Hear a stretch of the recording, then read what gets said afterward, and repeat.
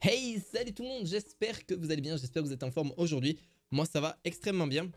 On se retrouve pour une nouvelle vidéo. Oui, vous l'avez très bien entendu, ça fait un petit moment que j'ai pas trop tourné, tout simplement parce que je suis en train de préparer d'autres vidéos, je suis aussi sur d'autres projets. J'espère que vous allez bien. Alors tout simplement, je vais vous présenter 5 PC de configuration full AMD. Oui, vous l'avez très bien entendu. Je suis d'ailleurs sur le tournage aussi d'une autre vidéo sur Intel et Nvidia, donc dites-moi en commentaire si ça peut être très intéressant. Pourquoi un top 5? Tout simplement, je trouve que c'est déjà beaucoup plus intéressant de voir aussi le côté full AMD, parce qu'il n'y a que des personnes qui aiment peut-être que le full AMD ou alors qui sont curieux de savoir ce que je vais proposer. Il y a des prix différents que vous retrouverez en description de cette vidéo. Bien sûr, ça va être sous un sommaire, la vidéo risque d'être régulièrement, enfin surtout très longue, donc posez-vous tranquillement, on prendra un petit peu notre temps.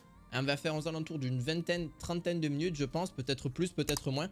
On verra à cette fin de vidéo. Donc vous avez tout en description de vidéo. N'hésitez surtout pas là-dessus. Donc alors, par quoi je vais commencer? La toute première à très peu cher, pour seulement 550 ou 600 euros, 500 euros. Le prix peut être bien évidemment différent. C'est vraiment à prendre en compte aussi avant que je commence. Les prix peuvent augmenter ou diminuer. Et même les composants ne peuvent être plus en stock ou ne plus être là, parce que la vidéo elle sera peut-être aussi datée. Donc faites attention à ça quand vous allez regarder un petit peu cette vidéo. C'est quand même des composants qui sont là pour le coup en fonction des configurations très récentes, d'autres un peu plus anciens par rapport au prix que j'ai essayé d'avoir pour 500 euros. C'est quand même pas mal, hein, un PC à 500-600 euros. Là on va voir un petit peu. On commencera par forcément le processeur Ryzen 5 3600. C'est un processeur que j'ai pas forcément trop envie de parler plus que ça. S'il a fait ses preuves littéralement. On a un ventirad déjà de base. Alors j'ai pas pris de ventirad d'ailleurs externe. Je vous expliquerai un peu pourquoi. Déjà ça va augmenter aussi le prix. C'est pas forcément nécessaire sur un 3600. Ça fait largement l'affaire. On peut toujours aujourd'hui mettre des plutôt bonnes cartes graphiques. Faut pas non plus mettre quelque chose d'énorme. Mais ça reste largement correct pour le coup. Pour ce type de configuration. Et j'ai pris aussi donc... Alors... ça peut se discuter, ça c'est à vous de voir, de prendre donc une Asus Prime B450M K2. Donc c'est pareil, c'est une carte graphique en micro ATX, enfin c'est une carte mère en micro ATX pardon, qui fera le nécessaire, qui vous montrera à plus de 64 Go de RAM si je dis pas de bêtises, ou 32, hein, je vais pas vous dire de bêtises, la capacité maximale de celle-ci.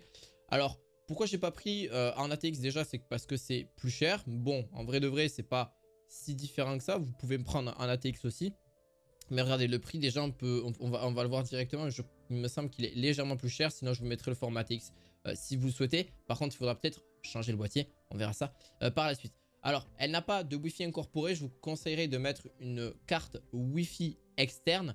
Pour ceux qui posent la question, qui est déjà incorporé aussi le Bluetooth à l'intérieur. C'est ça qui est bien avec ces cartes Wi-Fi pour ceux qui le souhaitent, ou sinon vous branchez en câble Ethernet là-dessus. Donc bon, la RAM se met ici, le processeur est ici. Vous pourrez même augmenter pourquoi pas plus tard sur un processeur plus puissant. Alors pas de 5e génération, mais de 3e génération sur un processeur un petit peu plus haut. Voilà, par exemple le 3900 ou le 3700, Ryzen 7 par exemple, Ryzen 9, vous l'avez compris. Ça peut être une bonne idée, même si ce n'est que peut-être changer de configuration plus tard. Mais c'est pas le but aujourd'hui. Voilà, c'est vraiment une petite config en Ryzen 5, vous l'avez entendu, et avec une carte mère comme celle-ci. Je trouve qu'elle s'y prête très bien, noire et blanche, ça reste très bien, ça reste parfait, c'est facile à placer, franchement. C'est enfantin aujourd'hui de monter un PC, je vous dis, c'est pas si compliqué que ça, surtout ce que je vais vous proposer. C'est pas vraiment très compliqué. On a donc 32 Go de RAM, je trouve que ça suffit largement. Aujourd'hui, c'est ni plus ni moins. Si vraiment vous voulez descendre le prix, vous passez à 16 Go de RAM. Mais aujourd'hui, ça commence à être un peu compliqué. Mais 16 Go, c'est la norme hein, de base encore aujourd'hui. Ça reste extrêmement correct. 8, c'est vraiment trop peu. Si vraiment vous voulez pas faire péter le budget, oui, 8 Go, ok. Mais ça ne sert à rien, c'est pas suffisant. Si vous voulez démarrer plusieurs pages internet, si vous voulez démarrer un jeu vidéo, bon, vous allez être extrêmement limité. Même niveau jeu FPS, etc., ça marchera pas super bien. Donc, c'est pas... forcément génial, et à la fois bon c'est pas ce qui se vend de mieux. Il y a aussi donc une autre marque que je voulais vous présenter, c'est Patriot. C'est une marque de SSD en NVMe qui est de génération 3, 512 Go. Alors vous pouvez mettre si vous souhaitez 1 Tera. Non mais là par contre le prix peut augmenter aussi. 512 c'est vraiment basique, mais s'il faudra ajouter peut-être 30 € supplémentaires pour avoir 1 Tera. Mais vous avez d'autres marques aussi qui sont légèrement moins chères pour 1 Tera, donc à voir aussi. 1700 MO par seconde et 1100 MO par seconde. Donc le SSD est parfait pour moi, il n'y a pas mieux en tout cas. En termes de petit SSD, il n'est pas très grand, il rentrera très bien dans la configuration. Vous mettez Windows 11 ou Windows 10 dessus, ça marchera du feu de Dieu. Voilà, là-dessus, c'est très correct et vous pourrez regarder tous les films que vous souhaitez, toutes les vidéos que vous souhaitez. Voilà, tous les logiciels de montage vidéo que vous souhaitez. Bon, il ne faudra pas faire non plus des montages vidéo ultra complexes, ultra non plus, parce que c'est une config à seulement 500-600 euros. Et la question, est-ce qu'on va pouvoir jouer aux jeux vidéo? Oui, en 1080p. Bien évidemment, c'est largement possible. Alors au-dessus, ça va être beaucoup plus compliqué. 1080p, il ne faut pas compter non plus du ultra sur certains gros jeux parce que c'est des très gros jeux. Si on parle des jeux comme God of War ou Spider-Man, bon, peut-être ça va être légèrement compliqué de les faire tourner à leur plein potentiel.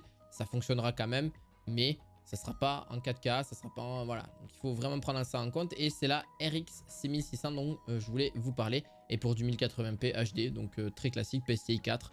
Voilà, donc elle est très bien et elle a 8 Go de VRAM, donc ça peut largement suffire encore aujourd'hui. Donc je vous la mettrai en description de cette vidéo.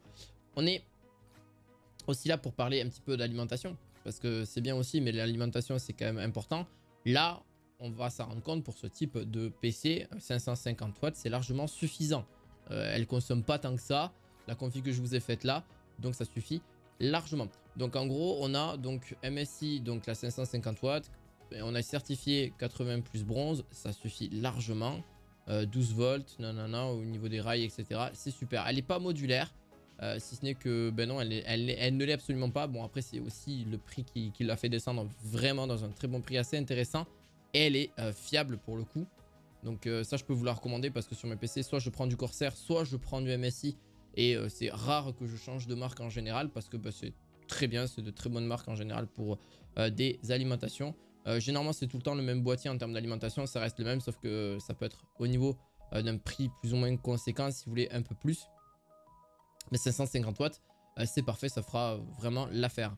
Donc voilà, je vous la mettrai aussi en description. Et pour le boîtier assez basique que vous allez retrouver aussi pour peut-être d'autres configs qui sont très bien. Pour le Airflow, c'est nickel, c'est une mini tour qui est vraiment sympa pour tout ce qui est micro ATX. Donc c'est pour ça que j'ai configuré de façon à ce que ce soit pas un gros PC non plus, qui prenne pas le plus de place. Vous voyez, à vide, il fait 4,27 kg, ce qui n'est pas énorme. À plein, franchement, il va faire quoi? Peut-être 5-6 kg, je dirais, avec tous les composants à l'intérieur, etc. Avec tous les ventilos que vous souhaitez, etc. Bon, en vrai, 5-6 kg au grand maximum. Ça va pas faire chauffer tant que ça le PC parce que c'est vraiment fait pour pas que ça chauffe tant que ça. Vous voyez ce que je veux dire? Surtout que c'est le ventilateur de base qui est donné avec. Ça marche vraiment bien. Même si de nos jours, ils ne le font plus, malheureusement. C'est un petit peu dommage d'ailleurs, mais bon, c'est comme ça. Parce que je trouvais ça bien quand même d'avoir un petit ventirad de base, mais c'est peut-être un coût aussi supplémentaire au niveau de la marque. Je parle pour la 7e génération au niveau de chez AMD, même la 8e qui arrive très prochainement. Donc c'est à prendre en compte là-dessus. On passera donc sur le PC. On est sur le processeur qui est un Ryzen 5. Il faut juste que je change parce que là c'est le format anglais, mais je vous le mettrai sur format français, ne vous inquiétez pas là-dessus. C'est le Ryzen 5 5600.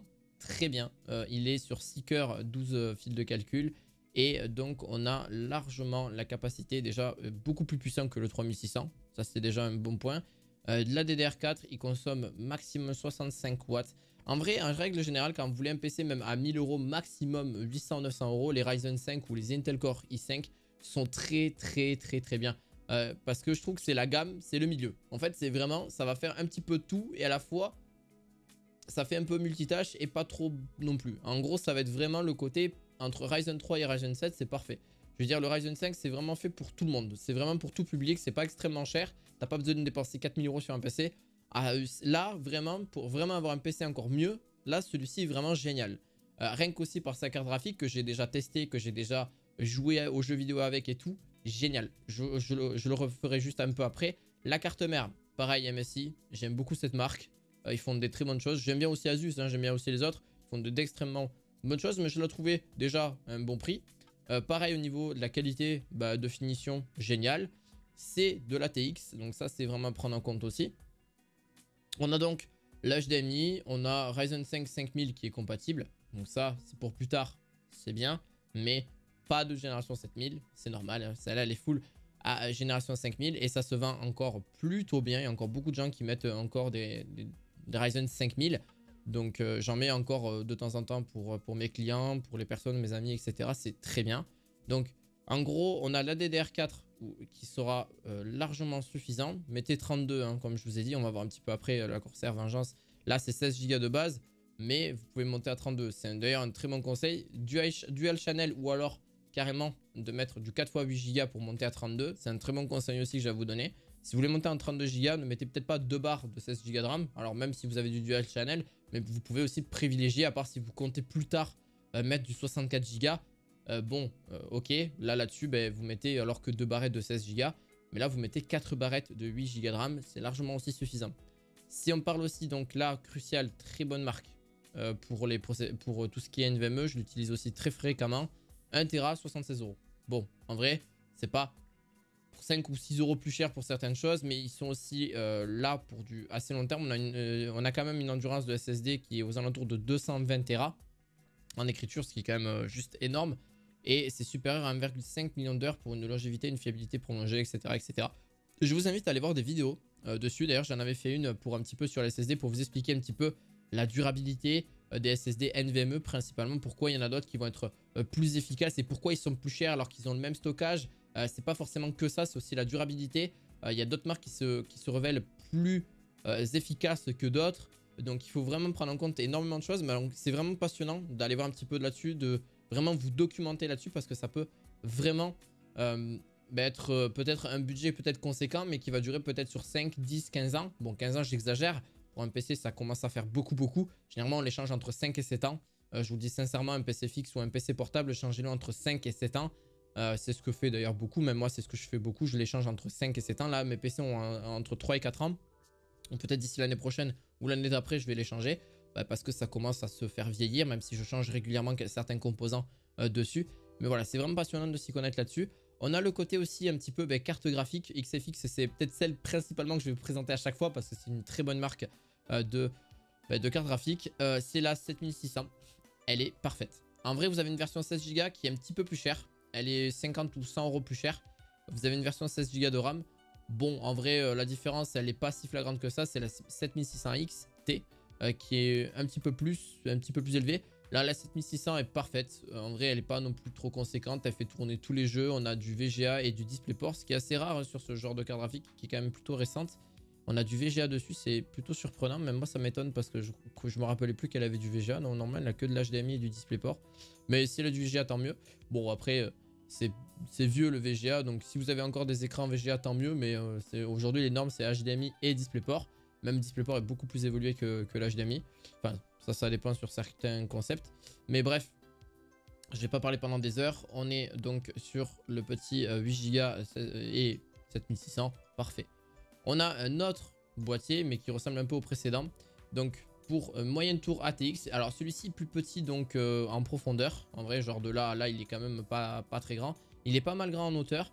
Bon, après, vous avez un cache aussi, donc un cache, je vais y arriver, un cache alimentation. Et après, bon, petit côté RGB. Bon, voilà, c'est assez soft, assez classique. Il est noir, bonne couleur. On a tout ce qu'il faut aussi pour allumer le PC, de quoi brancher son casque audio. Enfin, voilà, un côté très classique, j'ai envie de vous dire. Bon, voilà, c'est pas, il n'y a pas plus classique que celui-ci. Et une petite alimentation aussi de chez MSI, à 650 watts. Ça suffit largement pour le type de concept encore aujourd'hui. Donc, ça suffirait largement. Aujourd'hui, si vous voulez, cette config-là, elle est vraiment pour un côté futuriste. Enfin, futuriste, je m'entends. Elle pourrait durer et même s'augmenter sur le long terme. Parce que c'est des processeurs qui viennent d'arriver il n'y a même pas un an ou deux. Donc, ils sont très récents. Ça a été amené l'année dernière. Si je ne vais pas dire de bêtises, la 7ème génération elle date de l'année dernière, il me semble. Et donc, là-dessus, c'est le Ryzen 5 7600. Vous avez le 7600X qui existe aussi. Mais la 7700 et le 7700X sont très bien aussi, mais quand même beaucoup plus cher. Hein. Vous voyez un petit peu au niveau du prix, on est à 300, 350 €. Là, pour 1000 €, Ryzen 5 7600, on me dit ouais, mais ça sert à rien et tout, on gagne pas plus d'FPS, etc. Mais là, c'est full AMD, je vous rappelle comme vidéo. Déjà pour commencer, on est sur 65 watts maximum. Donc si vous n'avez pas de PC fixe, ou alors c'est un très vieux PC fixe et vous n'avez plus à faire tourner vos jeux, c'est la meilleure occasion d'y passer. On a oui, à l'intérieur un ventirad de base. Même si là, je voudrais vous conseiller quand même un autre ventirad que vous pourrez mettre à l'occasion, qui coûte un petit peu plus cher. C'est le Thermalite Peerless Assassin. C'est vraiment fait pour AMD AM5 ou même Intel. Il y a vraiment une autre broche qui est différente et qui se mettra très bien dans la config. Génial en vrai. Et qui refroidit extrêmement bien. En vrai de vrai, il n'y a pas de... On n'entend pas trop. Alors le design est un peu bling bling. Je trouve trop le côté aluminium là un peu des... Dommage. Bon, il y a Be Quiet aussi qui le fait très bien mais qui est légèrement plus cher. Pour ça j'ai trouvé ça extrêmement intéressant. Double ventilateur. Bien sûr à mettre le ventilateur donc de façon à ce que ça expulse l'air vers le PC pour avoir aussi l'air qui est expulsé encore sur le deuxième ventilateur qui se situe... attendez, elle est où la petite, je vais y arriver, elle est là. Donc là, le ventilateur va être ici. Donc il faut vraiment que ce soit expulsé par là parce que tout l'airflow va partir de ce côté, là-dessus au niveau du deep cool. Donc voilà, bon, vous avez vu la petite bête, le petit boîtier, pareil, cache allume d'un côté parce que forcément, enfin, et encore, là, c'est pas caché vraiment, mais vous pouvez derrière cacher l'alimentation, enfin, je veux dire les câbles d'alimentation. Ça, c'est parce que l'alimentation, celle-ci, est quand même relativement sympa aussi, 650 watts. J'ai gardé exactement le même que la précédente. On pourrait monter à 750 watts, c'est pas négligeable non plus. Pourquoi? Je vous explique un truc. Si vraiment vous voulez ajouter un Ryzen 7 ou un Ryzen 9 ou mettre une autre carte graphique plus puissante, oui, 750 watts ça peut être pas mal. Surtout qu'après, moi les alimentations en général je les change pas parce que je prends 750 ou 800 watts ou même carrément 1000 watts. Bon là je l'ai jamais fait encore 1000 watts mais c'est pour beaucoup plus tard. Pourquoi je le fais? Parce qu'en général, les alimentations me durent environ une dizaine d'années à chaque fois. Parce que j'ai pas besoin de changer vu que c'est tout le temps les mêmes câbles pour l'alimentation, pour la carte graphique, voilà, ou soit il y a des adaptateurs à changer à droite à gauche. Et encore, j'ai jamais mis d'adaptateur nécessaire ou qui me manquait un câble nécessaire là-dessus. Donc en général, j'ai jamais eu besoin de changer d'alimentation, surtout quand on change complètement tout son PC.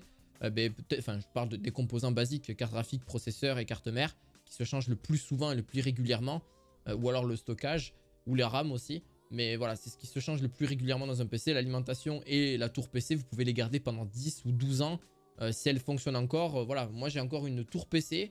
Elle n'est pas sublime d'un point de niveau, mais elle est largement suffisante pour mettre encore de très belles configs et surtout qu'elle a un côté bien airflow et j'ai une trentaine de degrés sans problème. Même le plus bas, j'ai eu 26 au plus bas. Et au plus haut, j'arrive à 60, 65 sur un bon processeur de l'époque. Mais là, aujourd'hui, bon, c'est peut-être dépassé. Mais si on prend en compte donc aussi la carte mère, parce que je vous vois aussi, mais moi, j'ai besoin de Wi-Fi, j'ai pas une poussée un câble de ma chambre, nanana. Bon, c'est génial, carte mère Wi-Fi. Et en plus de ça, Ryzen 8000 qui ne sont pas encore sortis, ça me fait marrer, mais ils mettent Ryzen 8000, mais c'est possible qu'il y ait une rétrocompatibilité pour les futurs processeurs 8000. J'ai pas trop compris pourquoi ils mettent ça alors que les 8000 ne sont pas encore officiellement sortis. On est toujours sur des processeurs de la génération 7000. Donc c'est normal, après c'est des cartes mères qui vont être disponibles parce qu'en généralement il y a des rétrocompatibilités. Ça a été très souvent le cas du côté de chez AMD au niveau des processeurs, pas du côté de chez Intel, mais ça évite aussi un coût supplémentaire. Donc vous pouvez même peut-être penser à mettre des générations 8000. Il faudra peut-être faire une mise à jour au niveau du BIOS, ce qui est très probablement possible. On a aussi de la DDR5, hein, je ne l'ai pas précisé, au niveau de la RAM. Donc petite Corsair, donc en plus elles sont un petit peu un côté RGB, donc ça c'est génial, ça fait un petit côté luminescent avec le boîtier. 32 Go de RAM, je vous ai pas pris plus haut ou plus bas. CL30 c'est nickel, 6000 MHz, voilà, bon, ça fait pas gagner beaucoup plus d'FPS que ça en jeu, mais c'est largement suffisant et c'est pas un prix excessif, hein. Encore une fois, la RAM je la trouve pas par rapport à certaines autres années, c'est pas si excessif que ça pour 32 Go de RAM, 130 €. Je trouve pas ça si élevé. En plus de ça, c'est la DDR5. Alors que à la DDR4 c'est fini. C'est comme quand c'était la DDR3. Ça va se faire vieux. On n'arrive plus à certaines hautes fréquences qu'on a là. On arrive à aujourd'hui. Donc mettez-vous au goût du jour. La DDR5, c'est très bien. Et vous pourrez la garder pour 3, 4, 5, 6 ans. Parce que ça dépend si on sera après en DDR6 qui ne va pas encore arriver. On n'est pas, en tout cas à ma connaissance. Et pareil, Kingston, NVMe, voilà, génial, mais là, celui-ci fait 1 Tera. Je vous conseille, si vous avez un peu plus d'argent, de mettre un petit 2 Tera comme ça pour les jeux vidéo, c'est sympa, c'est génial. Ou alors de carrément prendre un petit SSD en M2 qui coûte moins cher, mais c'est du M2 que vous installez dans la configuration avec un câble SATA, etc. pour mettre les jeux dedans. C'est du 500 MO par seconde, ça suffira largement pour du jeu vidéo. Et pour les temps de chargement seront beaucoup plus rapides qu'un HDD classique. Que je conseille absolument plus du tout. Les HDD, je ne peux plus me les voir. Ça ne sert absolument à rien, à part pour des grosses capacités de stockage. Mais sinon, ça ne sert à rien. Aujourd'hui, un SSD M2 peut largement suffire. En 2 Tera, 1 ou 2 Tera, c'est largement suffisant. Mais c'est vrai que les HDD, c'est très bien pour des gros espaces de stockage si vraiment vous avez besoin vraiment de 14 ou 18 Tera.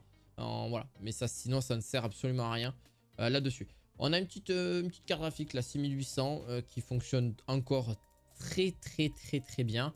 399 €. Vous allez me dire, ouais, mais pourquoi t'as pas conseillé la 7600X? Bon, en vrai, je la trouve quand même néanmoins presque aussi puissante. Et un prix d'ailleurs beaucoup, bah, à peu près le même, très compétitif. Et je le trouve vraiment très bien. Jusque-là, en vrai, j'ai pas eu à me plaindre. Je l'ai déjà utilisé cette carte graphique. Alors, pas du côté XFX, mais d'une autre marque. Mais pareil, 3 ventilateurs, je trouve très bien. On a 2 broches 8 pins. Donc nickel. En vrai, j'ai pas eu à me plaindre là-dessus. Bon, vous avez vu la carte, enfin le boîtier, c'est en verre trempé. Donc là-dessus, bon, tranquille. Vous pouvez mettre jusqu'à des IATX. Donc c'est en gros une taille de format de carte mère. Donc c'est très bien, c'est compact pour le format ATX en vrai. Donc vous pourrez monter bien plus haut si vous souhaitez ou même être bien plus bas. Micro ATX aussi, hein, forcément ça va. Mini ATX aussi si vous voulez. Donc vous êtes vraiment tranquille là-dessus. On passera sur la 1500 € et puis après sur la 2000 €. Au-delà, je trouve que c'est pas nécessaire, à part si vraiment vous êtes un professionnel. Sinon, ce n'est absolument pas, ça ne sert absolument à rien. Si vous n'êtes pas un streamer ou un YouTuber ou un monteur vidéo, même déjà là, rien qu'avec cette config là, même un monteur vidéo, ça peut peut-être largement suffire. Surtout pour ses débuts, etc. Pour les rendus, etc. Là, cette config, c'est largement suffisant. Genre là, on a quelque chose qui coûte 1500 € quand même. Hein. Donc, un processeur qui est très bien pour le jeu vidéo aussi. Les 7800X 3D, c'est vraiment pépite. En vrai, je trouve ça, c'est vraiment trop bien. Comme type de processeur, je trouve ça excellent. Pourquoi? Parce que ça marche super bien pour les montages vidéo. C'est multitâche et pour le jeu vidéo, c'est encore mieux que, le 7700X. Ça a été prouvé, j'ai regardé plusieurs benchmarks, etc. J'ai regardé aussi les jeux vidéo parce que j'ai pas tous les processeurs à ma disposition tout le temps non plus. J'ai pas non plus tout le temps ça, mais vraiment, pour le coup, c'est ce qui ressort le plus. Les Ryzen 5, enfin Ryzen 7 ou même le 7000, Ryzen 9 en 7800X 3D bat aussi certains Intel. Et c'est vraiment une gamme, pour le coup, géniale. Vraiment génial. Et puis PCI 5.0, donc là aussi on est sur quelque chose de très correct. La même carte mère, en vrai, bah, autant reprendre celle qui fonctionne. Hein. Voilà, B650 Gaming Plus pour Ryzen 8 et Ryzen 7, nickel. Là, DDR5 6400 au maximum, bon. En vrai, vous êtes large, Wi-Fi 6E, bon, quasiment la dernière génération. On est au Wi-Fi 7 aujourd'hui, mais bon, bref. La même RAM, 32 Go, bon, là on reste quand même carré. C'est surtout là au niveau des changements, c'est surtout dans le refroidissement et là, pas forcément la RAM, parce que là j'ai mis la RAM, j'ai mis 32. Et là, au niveau de la carte graphique, la 7800 XT. Très bien. RDNA 3, 16 Go en GDDR6. Je rappelle que c'est full AMD aujourd'hui, hein, c'est pas Intel. Et on est sur quelque chose de très bien. Après, en termes de design, c'est assez classique, c'est assez basique. Elle est quand même grande, c'est pour ça que je vous ai mis quand même aussi un côté, un bon boîtier. On va voir ça juste après. Même le refroidissement aussi, vous allez voir, c'est assez cool. Et vraiment, pour le coup, très bien. Ça fait marcher, alors là, tous les jeux sans aucun problème. Bon, c'est sûr qu'il y a certains, on a peut-être moins de FPS qu'avec certaines cartes graphiques Nvidia. Mais la 7800 XT, je la mettrais plus aux alentours d'une 4070, une 4070 Super là-dessus. Donc c'est vraiment une très bonne carte graphique. En vrai, très bonne qui fera tourner des jeux en 1440p sans problème. Voilà, 1440p, c'est nickel. C'est du 2K, quoi, en gros, pour ceux qui posent la question. Après, pour du 4K, elle les fera fonctionner, mais ça sera pas optimal. Il y a d'autres cartes graphiques beaucoup plus puissantes. C'est surtout dans la config à 2000 €. On verra ça par la suite. Et je vous ai pris, oui, je sais, vous allez me dire, mais tu aimes que les ventirades, tu n'aimes pas les water cooling. Alors bon, oui, c'est vrai déjà pour commencer. Et c'est un refroidissement par eau de chez Arctic qui marche très bien en 240 mm, qui est fonctionnel pour les processeurs de dernière génération. Chez AMD ou AM4, enfin M5 ou AM4, donc une pompe sur commande, etc. On a des colorimétries différentes, etc. Donc jusque là, il n'y a pas grand chose à lui dire. Compatible aussi Intel, mais bon, refroidissement par eau, ça fonctionnera super bien. D'ailleurs, ça va super bien refroidir le processeur en question, parce que c'est quand même le 7800 X3D. Donc ça va un petit peu chauffer quand même, hein, parce qu'on a quand même un TDP à 120 watts. Et on a aussi, si je passe un petit peu du côté du SSD, un petit 1 Tera, même si je vous conseillerais pourquoi pas de mettre un petit 2 Tera ou de mettre un M2 comme je vous expliquais tout à l'heure. pour tout ce qui est stockage jeux vidéo, etc. Enfin, stockage externe, quoi, vraiment. Mais vous le mettez en interne dans votre PC fixe, de façon à ce que vous ayez quelque chose de très correct. Il a aussi le PCI Gen 4, donc c'est nickel. Vous allez avoir de très très bons taux de speed. Ça va jusqu'à 5000, donc enfin, c'est énorme, quoi. En gros, un fichier de 5 Go, vous le mettez en 1 seconde. Vous voyez? Donc voilà, c'est très très rapide. Là-dessus, on a du Corsair aussi 4000D, une très bonne carte, il faut le dire, une très très bonne. J'y ai arrivé, un très bon boîtier et qui va largement très très bien avec le water cooling en 244 parce que nous pouvons monter jusqu'à du 280. Donc le 240 s'épousera parfaitement, sans souci. Même s'il dit que le refroidisseur compatible c'est le H55, etc. Le Arctic il le sera tout de même. Si vous avez des doutes, prenez un Ventirad que je vous ai conseillé tout à l'heure de Thermalite, qui est aussi bien, mais quand même pour un Ryzen 7 7800, ça serait un petit peu dommage. Bon, après, c'est chacun comme il le veut. Ou alors un Dark Rock Pro 5. C'est très bien aussi de chez la marque Be Quiet. Si vraiment vous avez des doutes et vous ne savez pas installer un water cooling, vous avez peur, etc. Bon, je peux le comprendre si vous êtes débutant. Je parle après pour les expérimenter. Bon, vous regardez un petit peu les mesures, vous allez voir que ça passe sans aucun souci. Elle n'est pas très grosse, mais ça reste un côté classique. Alors là, elle n'est pas vraiment, vous n'avez pas tous les côtés RGB. C'est vraiment Airflow. Donc vous pourrez mettre bien évidemment des ventilateurs à l'avant, à l'arrière, même au-dessus, hein, du coup, parce que vous allez mettre le... Alors soit vous le mettez là, soit c'est en façade avant ou en façade au-dessus. Il me semble que c'est au-dessus. Si je dis pas bêtise au niveau du radiateur. Et c'est pas... Ouais, en hauteur de la rame. Ouais, c'est hauteur de la rame. Ouais, ok. Donc faites attention de bien installer et de bien voir les mesures. Mais normalement, tout passe correctement. Et je finis aussi par le petit bloc d'alimentation. Oui, bah oui. 750 watts. Bon, en vrai, vous pouvez monter un petit peu si vous le souhaitez à 850. PCI 5.0 parce que ça supporte les GPU de 5.0. Donc vraiment à prendre en compte aussi. Et on est sur du modulaire. Pourquoi j'ai pris du modulaire? Parce qu'on n'a pas besoin de 40 câbles. Et au moins, c'est très bien pour du câble management. Surtout avec la tour que je vous ai pris là. C'est vraiment un côté nickel de chez nickel. Et du MSI Mag A750. Parfait. Voilà, on passera sur la toute dernière config, donc j'enlève juste ces fenêtres vite fait, hop, et on passera sur la petite dernière config d'aujourd'hui, et hop, et celle-ci à 2000 €. Donc 2000 €, pareil, je vous conseille aussi le 7800X 3D, génial. Alors il est un petit peu plus... il est un peu mieux, mais vous allez voir la différence où elle se pose, parce qu'on dit, mais attends, mais 2000 €, nanana, nanana. Non. Là où elle se pose, ça va être surtout dans la carte graphique et sur d'autres petits, forcément vous l'avez compris, d'autres petits concepts. Mais c'est pareil, très bon processeur, il n'y a rien à faire.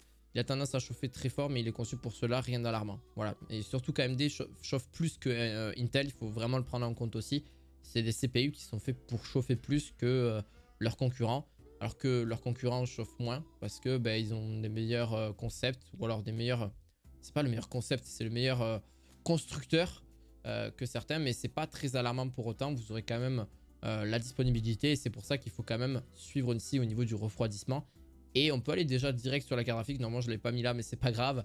C'est la RX 7900 XTX. Pourquoi je vous parle de celle-ci? Parce que c'est pour du 4K. Là, clairement, c'est une config quasi pour du 4K. Vous pourrez lire tous les jeux. C'est la dernière carte graphique qui existe à l'heure actuelle de chez AMD. À l'heure actuelle où je filme cette vidéo. Donc, regardez quand est-ce qu'elle date. Et donc, c'est du RDNA 3. C'est 24 Go. Donc, elle est l'équivalent d'une 4080, 4080 Super. Alors, dire qu'une 4090, ça serait osé. Honnêtement, la 4090 est quand même au-dessus. Mais en vrai, c'est un prix très attractif. On est quand même sur 980 €.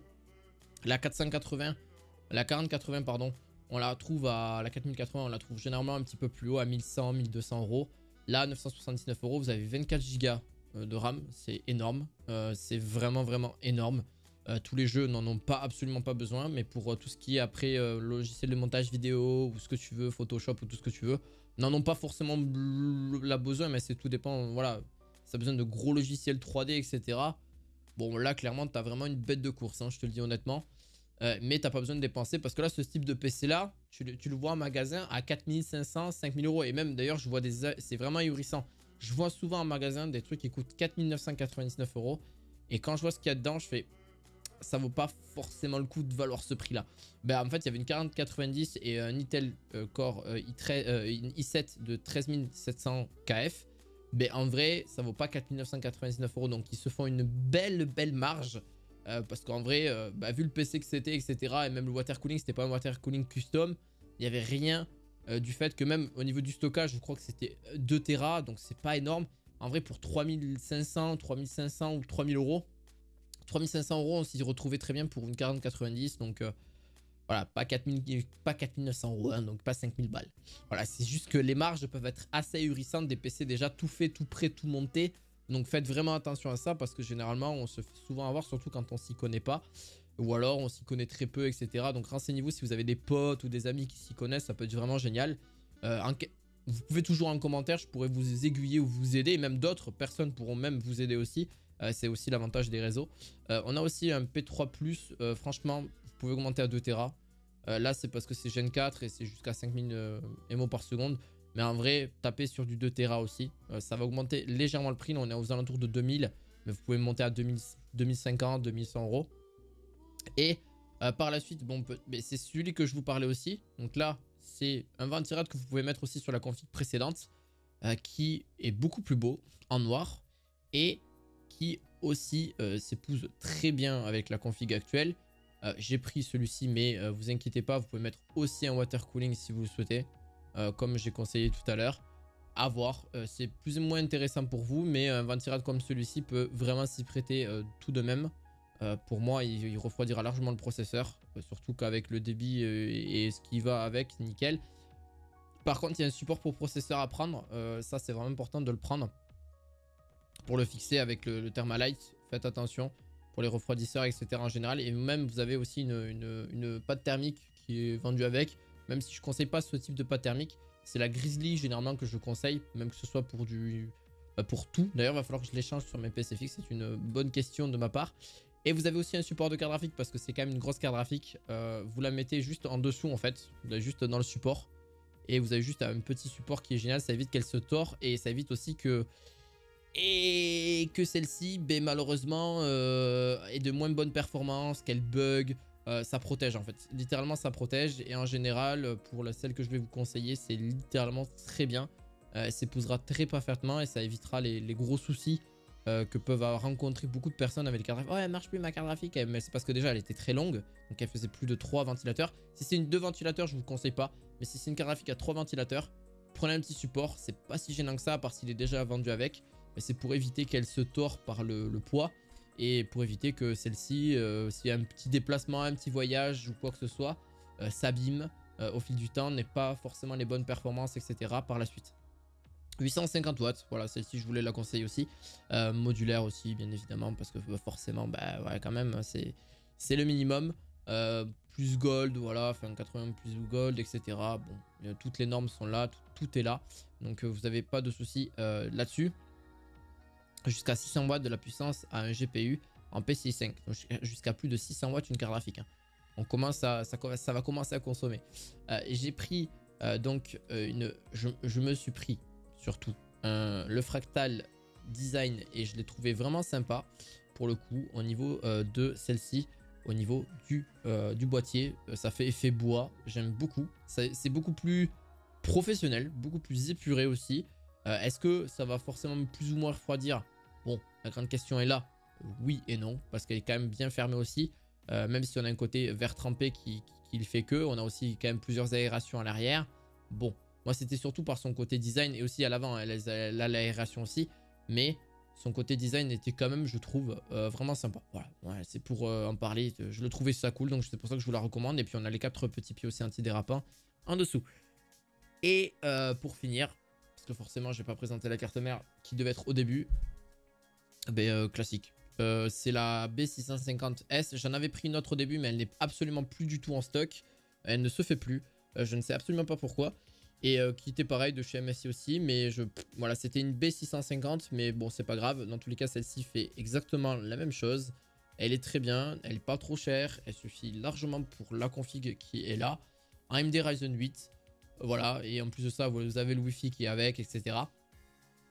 Gen 4 pour le PCI, donc nickel. En vrai, tout est bon là-dessus. Donc j'espère qu'en tout cas, cette grosse vidéo vous aura plu. Il en aura une autre qui va sortir dans pas si longtemps que ça, je pense, dans la semaine. N'hésitez pas à me dire ce que vous en avez pensé. S'il y a des questions, etc., j'essaierai d'y répondre. Mais si c'est des questions que vous pouvez retrouver sur YouTube ou sur Internet, n'hésitez pas à aller faire vos propres recherches que de les mettre en commentaire. Si c'est des questions que je retrouve déjà et j'ai pas forcément envie d'y répondre, de faire à vous un long pavé. Au moins, vous avez toute franchise. Mais sinon, je serais ravi de vous aider si vous avez un petit quelconque doute quand même là-dessus. Voilà, donc j'espère en tout cas que cette vidéo vous aura plu. Tous les liens sont en description de chaque configuration. Et bien sûr aussi, ça sera chapitré. N'hésitez pas à mettre un petit pouce bleu, à vous abonner. On se retrouve très prochainement pour d'autres vidéos high-tech. À la fois prochaine. Ciao, ciao.